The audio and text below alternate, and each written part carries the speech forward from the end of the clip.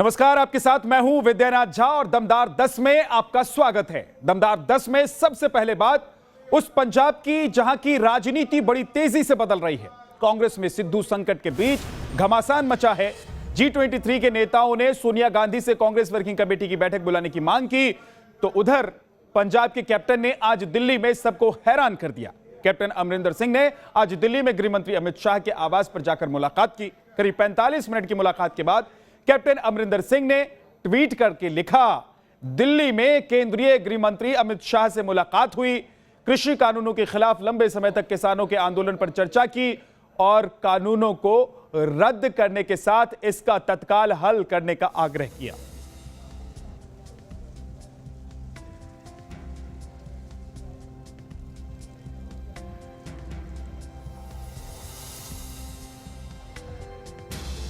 गृहमंत्री अमित शाह के साथ कैप्टन अमरिंदर सिंह की यह मुलाकात कल होनी थी, जब कैप्टन अमरिंदर सिंह चंडीगढ़ से दिल्ली पहुंचे थे। लेकिन सिद्धू प्रकरण के बीच दिल्ली आए कैप्टन ने कल कहा था कि वो अपने दिल्ली में स्थित आवास को खाली करने आए हैं। राजनीति को संभावनाओं का खेल कहते हैं और राजनीति के पंडित इस मुलाकात में ऐसी ही संभावनाएं तलाशने लगे हैं, क्योंकि कैप्टन अमरिंदर अब पंजाब के सीएम थे। जब पंजाब के सीएम थे तब भी मोदी सरकार से उनके रिश्ते काफी अच्छे थे।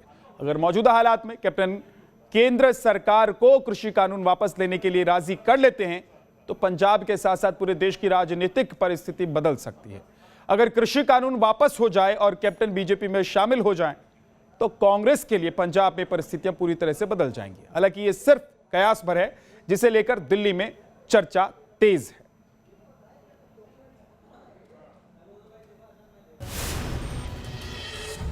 तो इधर कांग्रेस में सिद्धू संकट गहराता जा रहा है। पंजाब में कांग्रेस अध्यक्ष पद के लिए सिद्धू के इस्तीफे के बाद कांग्रेस नेतृत्व की जबरदस्त फजीहत हो रही है। G23 के नेता कांग्रेस नेतृत्व से CWC की बैठक बुलाने की मांग कर रहे हैं। तो कांग्रेस ने अब सिद्धू को अपना इस्तीफा वापस लेने के लिए आज रात तक का अल्टीमेटम दे दिया है। मेरी लड़ाई मुद्दਿਆਂ ਦੀ ਹੈ, ਮਸਲਿਆਂ ਦੀ ਹੈ। ਇਸ ਏਜੰਡੇ ਦੇ ਨਾਲ ਪੰਜਾਬ ਦੇ ਪੱਖ ਪੂਰਨ ਦੇ ਲਈ ਮੈਂ ਹੱਕ ਸੱਚ ਦੀ ਲੜਾਈ ਲੜਦਾ ਰਿਹਾ। ਇਹਦੇ ਵਿੱਚ ਕੋਈ ਸਮਝੌਤਾ ਸੀ ਹੀ ਨਹੀਂ। ਜਿਨ੍ਹਾਂ ਨੇ ਬਲੈਂਕਟ ਬੇਲਾਂ ਦਿੱਤੀਆਂ ਉਹ ਐਡਵੋਕੇਟ ਜਨਰਲ, ਜਿਹੜੇ ਲੋਕ ਮਸਲਿਆਂ ਦੀਆਂ ਗੱਲਾਂ ਕਰਦੇ ਸੀ ਉਹ ਮਸਲੇ ਕਿੱਥੇ ਨੇ? ਮੈਂ ਨਾ ਤੇ ਹਾਈ ਕਮਾਂਡ ਨੂੰ ਗੁੰਮਰਾਹ ਕਰ ਸਕਦਾ ਤੇ ਨਾ ਗੁੰਮਰਾਹ होने दे सकता। सिद्धू ने जो पंजाब में चाहा वो हुआ। सिद्धू पंजाब कांग्रेस का अध्यक्ष बनना चाहते थे, हाईकमान ने उन्हें अध्यक्ष बना दिया। सिद्धू कैप्टन को सीएम पद से हटाना चाहते थे, हाईकमान ने कैप्टन को सीएम पद से हटा दिया। सिद्धू चन्नी को पंजाब का सीएम बनवाना चाहते थे, हाईकमान ने चन्नी को सीएम भी बना दिया। लेकिन सिद्धू तो सिद्धू हैं, एक तो उनकी तुनक मिजाजी और दूसरी सियासी हसरतों का पूरा आसमान, जिसका ना तो कोई और है ना अंत है। नतीजा वही हुआ जिसे लेकर कैप्टन अमरिंदर सिंह कल तक कांग्रेस आला कमान को चेता रहे थे। लेकिन सवाल है कि पंजाब में मौजूदा सियासी क्राइसिस के लिए क्या अकेले सिद्धू ही जिम्मेदार हैं, या फिर इस पॉलिटिकल क्राइसिस को पैदा करने में कांग्रेस नेतृत्व भी बराबर का भागीदार है। कांग्रेस नेतृत्व पर सवाल इसलिए उठ रहे हैं क्योंकि सिद्धू की हर हसरत पर आला कमान ने ही वक्त वक्त पर अपनी सहमति की मुहर लगाई।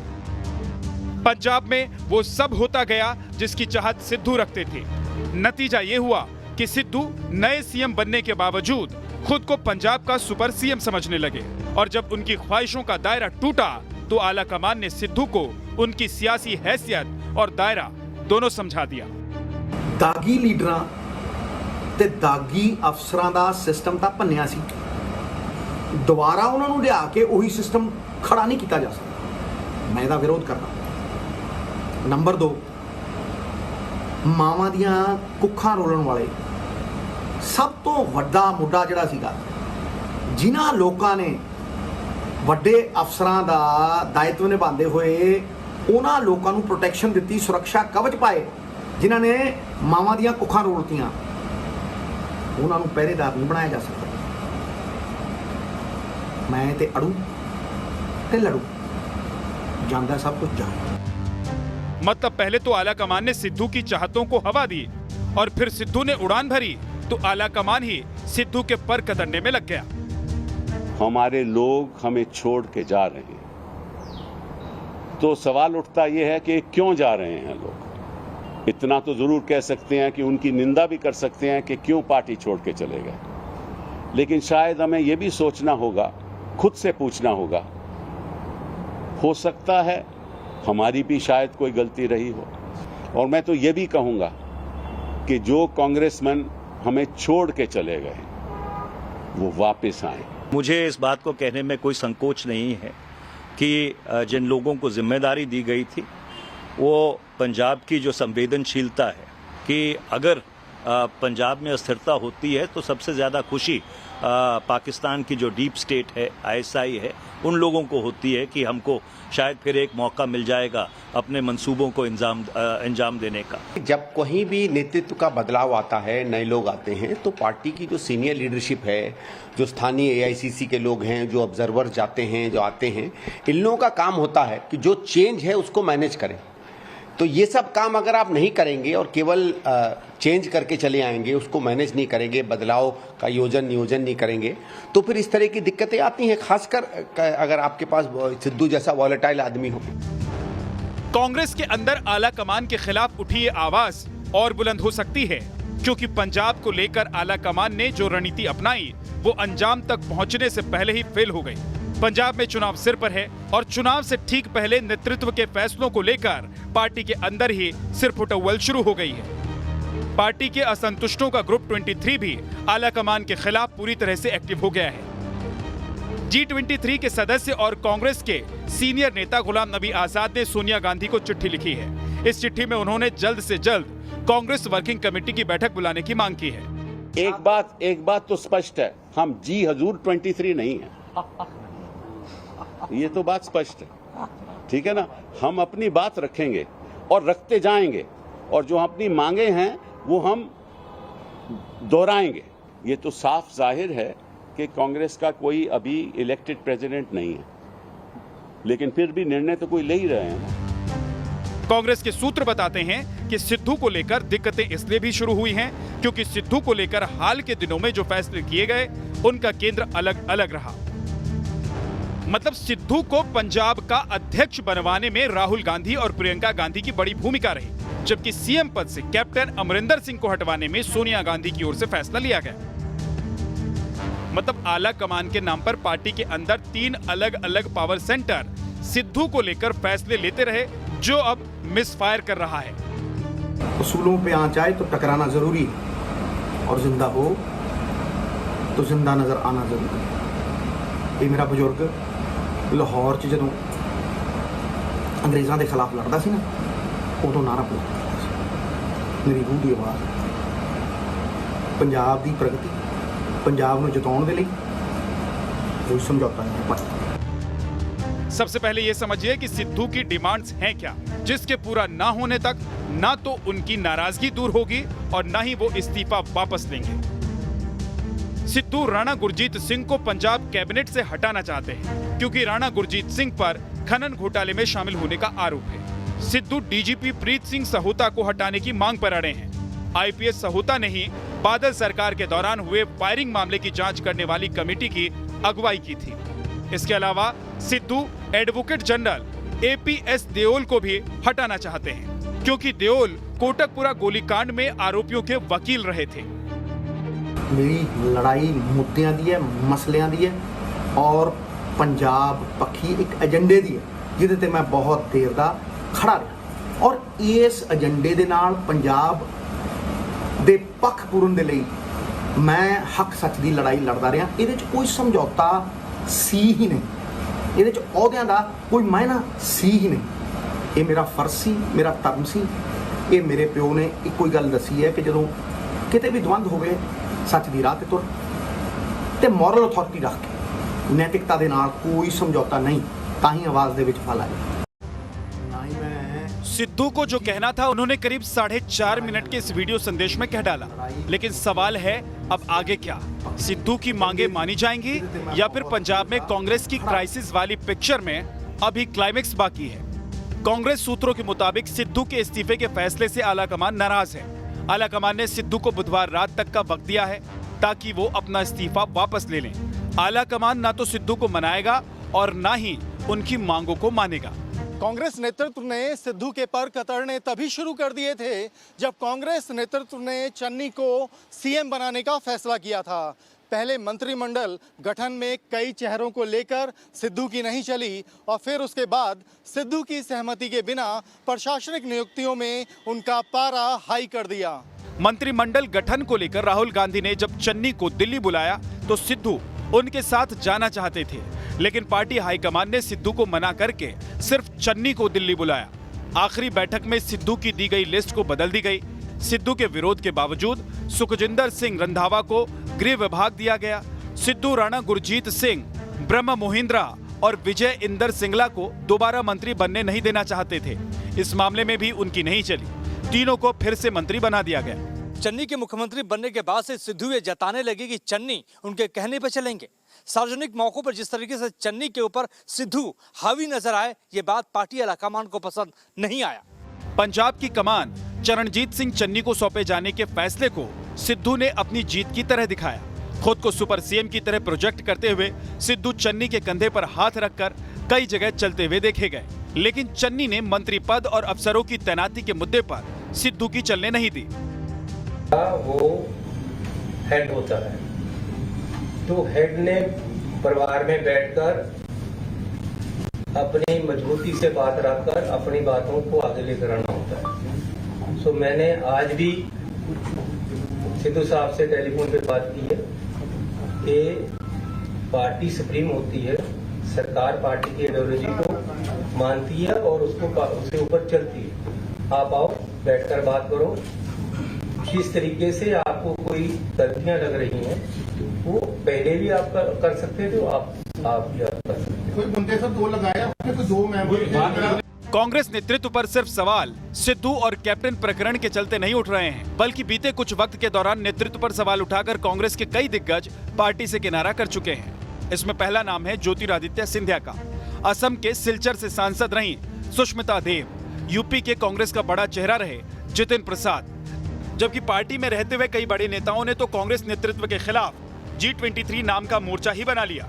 इसमें गुलाम नबी आजाद, कपिल सिब्बल, मनीष तिवारी, शशि थरूर, आनंद शर्मा, रेणुका चौधरी, मिलिंद देवड़ा और मुकुल वासनिक जैसे बड़े नेता शामिल हैं। सबसे पहली प्राथमिकता ये होनी चाहिए थी कि पंजाब की राजनीतिक स्थिरता को किस तरह से बहाल रखा जाए। और दुर्भाग्यपूर्ण बात है कि जिन लोगों को जिम्मेवारी दी गई थी वो पंजाब को समझ नहीं पाए। पंजाब कांग्रेस में क्राइसिस को लेकर कई कांग्रेसी नेता ऑफ कैमरा सिद्धू को ही जिम्मेदार बता रहे हैं। उनके मुताबिक सिद्धू को वो सब मिला जो वो चाहते थे, लेकिन उनकी तुनक मिजाजी पार्टी से झेली नहीं जा रही। लिहाजा अब आला कमान सिद्धू से किनारा करने का मूड बना रहा है। सिद्धू के स्वभाव में तुनक मिजाजी आज की बात नहीं है। ये तुनक मिजाजी तब भी थी जब वो बीजेपी में थे और तब भी जब वो टीम इंडिया का हिस्सा हुआ करते थे। 1996 में जब टीम इंडिया इंग्लैंड दौरे पर गई थी और जब सिद्धू को फाइनल 11 में जगह नहीं मिली तो वो बिना किसी को कुछ बताए इंग्लैंड से भारत लौट आए। तब कहा गया था कि वो उस वक्त टीम इंडिया के कप्तान अजहरुद्दीन से नाराज हैं। बीजेपी में रहते हुए 2016 में सिद्धू को 25 अप्रैल को राज्यसभा का सांसद बनाया गया था, लेकिन 85 दिन बाद यानी 18 जुलाई को राज्यसभा सांसद के पद से उन्होंने इस्तीफा दे दिया। बीते 18 जुलाई को सिद्धू को पंजाब कांग्रेस का अध्यक्ष बनाया गया था, लेकिन सिद्धू ने अपनी इसी तुनक मिजाजी के चलते महज 72 दिनों के भीतर अध्यक्ष पद से इस्तीफा दे दिया। सिद्धू के तुनक मिजाजी से कांग्रेस नेतृत्व भी पूरी तरह से वाकिफ था। पिछले 5 साल के दौरान सिद्धू अपना ये स्वभाव दिल्ली से लेकर चंडीगढ़ तक दिखा चुके हैं, लेकिन तब कांग्रेस नेतृत्व इसे सिद्धू का कैप्टन को लेकर गुस्सा समझता रहा। लेकिन अब जब खुद नेतृत्व सिद्धू के निशाने पर आया तो सिद्धू का ये रवैया कांग्रेस नेतृत्व को नागवार गुजरने लगा। Team news nation. आज आतंक दुनिया के लिए नासूर बन चुका है। पड़ोसी पाकिस्तान आतंकवाद का सबसे बड़ा सेंटर बन चुका है। यहां 12 वैश्विक आतंकी संगठन एक्टिव हैं, जिनके टारगेट पर भारत के साथ साथ पूरी दुनिया है।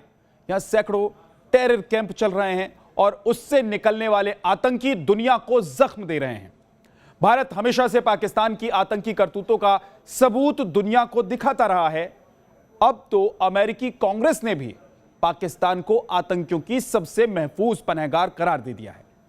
तो आइए देखते हैं पाकिस्तान के इस आतंक चरित्र का विश्लेषण कर रही यह खास रिपोर्ट।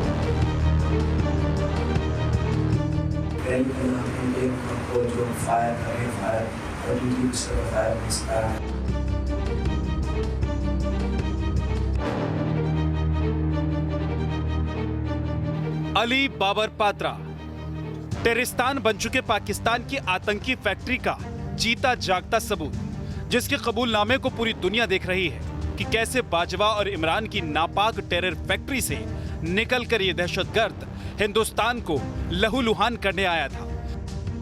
उरी जैसे बड़े हमले को अंजाम देने आया था, लेकिन भारतीय सेना की गिरफ्त में आने के बाद ये आतंकी पाकिस्तान के एक एक पाप का पर्दाफाश कर रहा है।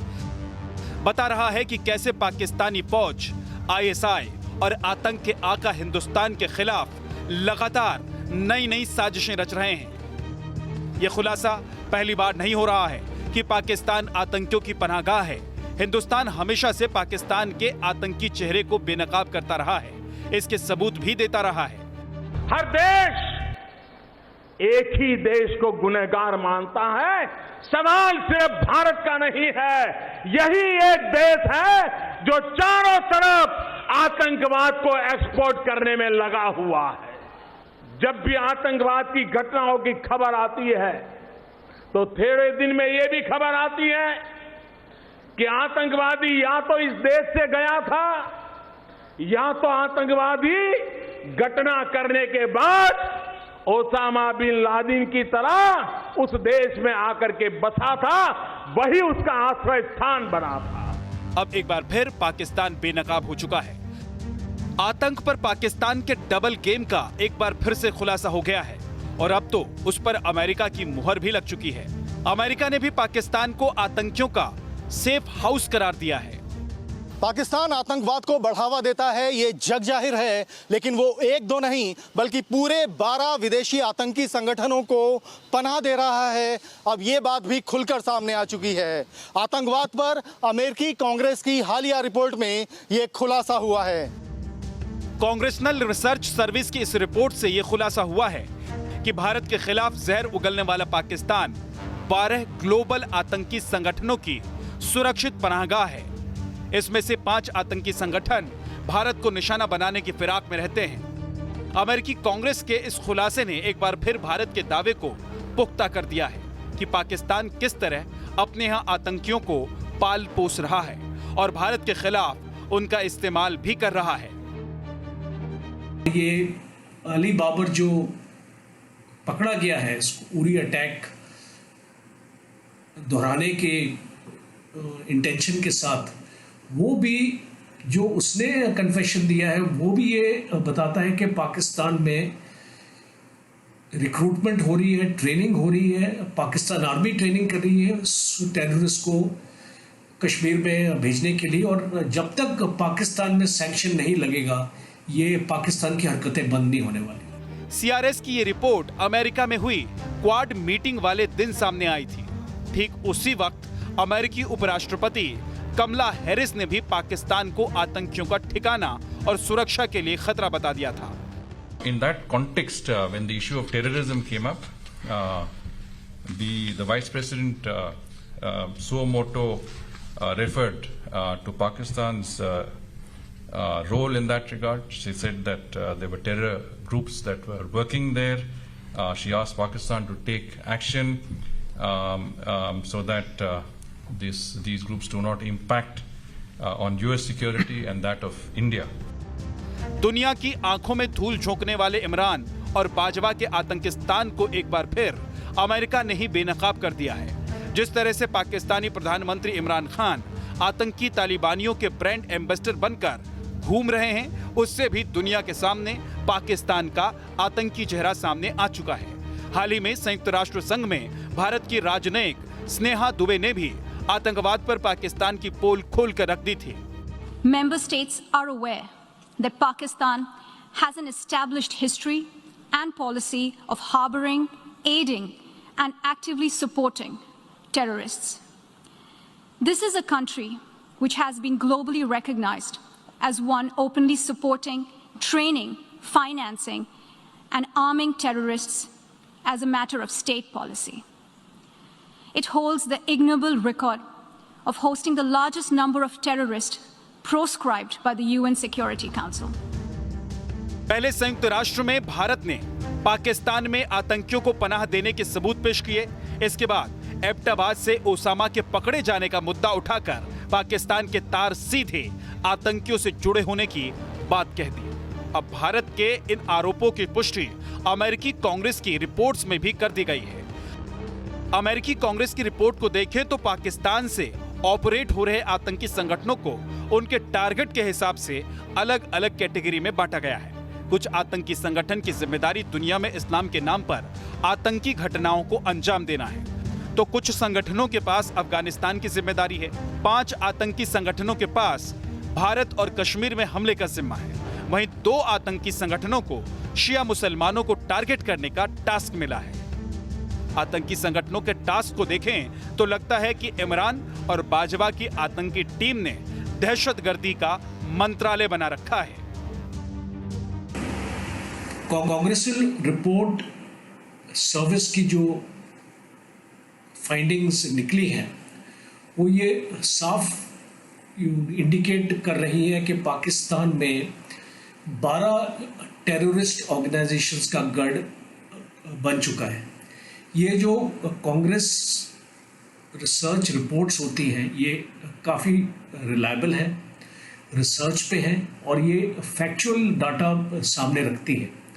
ये रिपोर्ट्स पूरे वर्ल्ड को एक नज़रिया दे रही हैं कि पाकिस्तान में क्या हो रहा है, पाकिस्तान कैसे टेररिज्म का साथ दे रहा है और पूरे साउथ एशिया में जो टेररिज्म फैला हुआ है उसकी जड़ पाकिस्तान में ही है। अमेरिका ने पाकिस्तान की पहचान एक ऐसे देश के तौर पर की है जो आतंकियों के लिए स्वर्ग है, जहां आतंकियों को ट्रेनिंग के साथ साथ आतंकी हमले करने के बारे में बताया जाता है और फिर उन्हें आतंकी मिशन पर भेजा जाता है। साफ है, पाकिस्तान पूरी दुनिया में आतंकवाद को एक्सपोर्ट कर रहा है, लेकिन भारत और कश्मीर में हमले के लिए वो कैसे आतंकियों की फौज तैयार कर रहा है उसका जिंदा सबूत है ये आतंकी अली बाबर पात्रा, जिसे आईएसआई और पाकिस्तानी सेना ने मुजफ्फराबाद के खैबर कैंप में टेरर ट्रेनिंग दी और फिर 2016 के उरी हमले जैसे बड़े आतंकी हमले को अंजाम देने के लिए भेज दिया।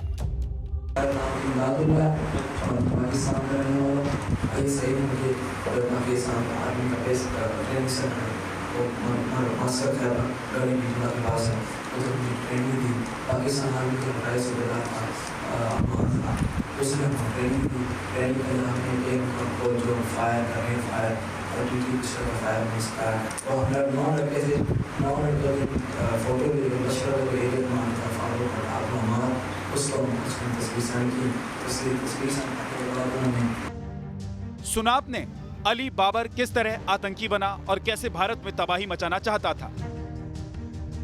इमरान और बाजवा की आतंकी टीम का ये एक महज मोहरा भर है। पाकिस्तान में ऐसे 5 आतंकी संगठन एक्टिव हैं जो भारत में आतंकी हमलों की फिराक में हैं। उनमें पहला नाम है लश्कर-ए-तैयबा का। साल 2001 में जिसे वैश्विक आतंकी संगठन के रूप में डिजाइन किया गया। 2008 में इसी आतंकी संगठन ने मुंबई में हमला किया था। जैश-ए-मोहम्मद को साल 2000 में आतंकी मसूद अजहर ने बनाया। 2001 में भारतीय संसद पर हुए हमले में इसी का हाथ था। हरकत उल जिहाद इस्लामी, वैसे तो ये आतंकी संगठन अफगानिस्तान में 1980 में बना, लेकिन 1989 के बाद से इस आतंकी संगठन ने भारत में हमले शुरू कर दिए। हरकत उल मुजाहिदीन को अमेरिका ने साल 1997 में FTO यानी कि विदेशी आतंकी संगठन घोषित किया था। 1999 में इसी आतंकी संगठन ने इंडियन एयरलाइंस की फ्लाइट को हाईजैक किया था और बंधकों के बदले आतंकी मसूद अजहर को भारतीय कैद से रिहा करवाया था। बाद में हरकत उल मुजाहिदीन के ज्यादातर आतंकी अलग हो गए और साल 1989 में हिजबुल मुजाहिदीन अस्तित्व में आया। साल 2017 में इसे भी वैश्विक आतंकी संगठन घोषित कर दिया गया। पाकिस्तान में चल रही ऐसी टेरर फैक्ट्रियों से खतरा सिर्फ भारत को ही नहीं है, बल्कि खतरा पूरी दुनिया के लिए है। भले ही पाकिस्तान में एक्टिव आतंकी संगठनों के टास्क अलग अलग हों, लेकिन इनका एक ही मकसद है, पूरी दुनिया की शांति के लिए खतरा पैदा करना। कांग्रेस नल सर्विस रिसर्च की रिपोर्ट कहती है कि जिस अलकायदा ने अमेरिका को कभी ना भूलने वाला 9/11 हमले का जख्म दिया, वो अब पाकिस्तान के खैबर पख्तूनख्वा प्रांत और कराची को ऑपरेशनल बेस बना चुका है। आज की तारीख में पाकिस्तान दुनिया में आतंक का सबसे बड़ा सप्लायर बन चुका है। पाकिस्तान वो देश है जिसके पूर्व राष्ट्रपति और प्रधानमंत्री खुलेआम ये स्वीकार कर चुके हैं कि आतंकवाद पाकिस्तान की राजकीय मशीनरी का एक हिस्सा है। अमेरिका ने लश्कर के सरगना हाफिज सईद के सिर पर $1 करोड़ यानी कि करीब 70 करोड़ का इनाम घोषित कर रखा है। उसे पाकिस्तान ने पनाह दे रखी है और ये 2008 के मुंबई हमले का मास्टरमाइंड है। हाफिज सईद इस समय लाहौर की उच्च सुरक्षा वाली कोट लखपत जेल में बंद है। संयुक्त राष्ट्र की सुरक्षा परिषद ने जैश ए मोहम्मद के सरगना मसूद अजहर को ग्लोबल टेररिस्ट घोषित कर रखा है, लेकिन ये भी पाकिस्तान की हिफाजत में है। मसूद अजहर भारतीय संसद पर हमले के साथ ही पुलवामा अटैक का जिम्मेदार है। इतना ही नहीं, सैयद सलाउद्दीन, जकीर रहमान लखवी जैसे मोस्ट वांटेड आतंकी पाकिस्तान में खुलेआम टेरर फैक्ट्री चला रहे हैं और भारत के खिलाफ आतंकी साजिशें रच रहे हैं।